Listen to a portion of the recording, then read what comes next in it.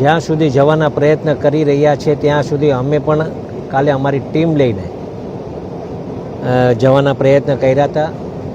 કાલ સાંજ સુધી રાત સુધી અમે ગોતવાના પ્રયત્ન કર્યા, અમને સફળતા નહોતી મળી. આજે સવારે જ એનડીઆરએફની ટીમ આવી.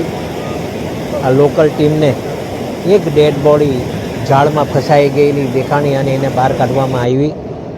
હજુ પણ 3 ડેડ બોડી, જેમાં 3 સગા ભાઈ અને એકનો બનેવી અને નાના નાના બાળ એમના જે છે. આજે આખો સમાજ એનો અહીંયા ઉપસ્થિત છે.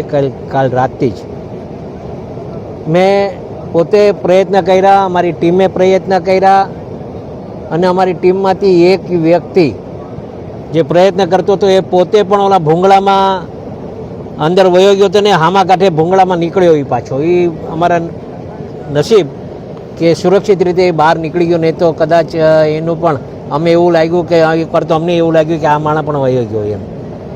એવા આખું ગામ જ્યારે એને જોયું કે અંદર વયો ગયો ત્યારે આખું ગામ ભાગ્યું અને હું પોતે ઓલી પર ભાગ્યો એને બચાવવા માટે એમ.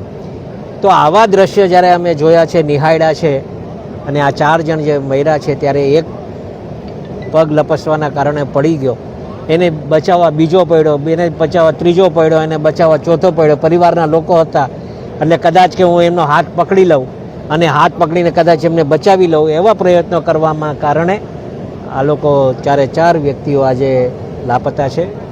પૂરતા પ્રયત્ન છે. એનડીઆરએફની ટીમ અહીંયા છે, ફાયર બ્રિગેડની ટીમ છે.